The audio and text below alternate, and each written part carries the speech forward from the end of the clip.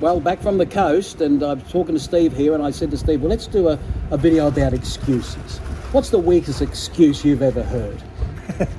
Well, mate, I've heard plenty. When I used to be out in the country doing a bit of selling, you'd come across, and they were the best at it. I've had from the lady that signs the cheques isn't well.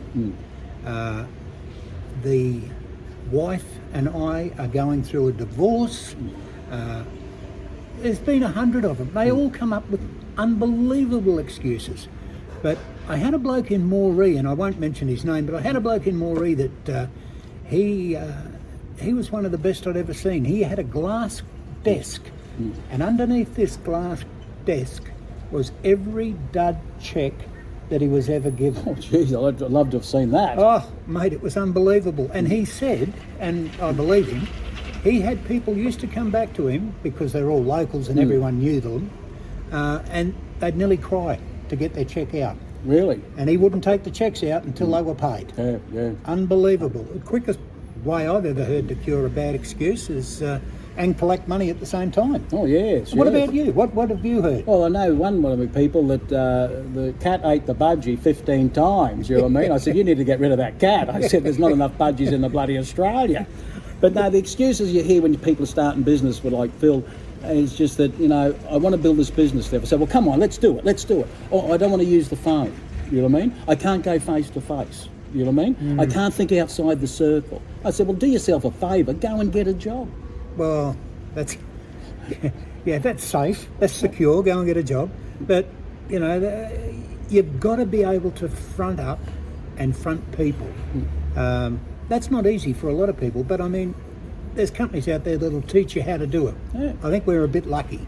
We were born with the gift of the gab. Well, the end of the day is this, you know, the reason I picked up the phone, because I had no money. I had to build something. The reason I went face to face, I had no money. You know what I mean? The reason I thought outside the circle, I had no money, you know? And the reason I couldn't, because I knew nobody was going to give me any money at the beginning. Well, it's an incentive, isn't it? Well, it is a big incentive, you know what I mean? And especially, you can't make excuses when you start, the more staff you put on, the less excuses you can do. And that's right. And once you get into the business, I mean, the main thing is looking after your clients. They bring you the money. You've got costs. They've all got to be paid. If you've got staff, they've got to be paid. Right. You know, you've got your super, you've got your holiday pay if they're full-time. It's a never-ending battle. Well, all I know is on a Wednesday night, it all went through, everyone got paid, but one night the bank couldn't get it through. Something happened on their side. We had more phone calls than I've ever heard in my life on Thursday morning, you know, trying to explain to people they had bills to pay, but it wasn't our fault, it was the bank's fault. Well, that's the problem in Australia. We've got a lot of people that do live pay to pay, and unfortunately, they'll never get into their own business because they don't have that get up and go that's required. You've got to be able to front up. Yeah, you know, and but that's what I say to people. People say, "Gee, Stephen," but if you're going to build a business from nothing, you've got to go and fight for it. Oh, 100%, mate, 100%. Okay, well, that's our little talk again today. Excuses builds nothing. Correct. Take care, Steve. No worries, mate.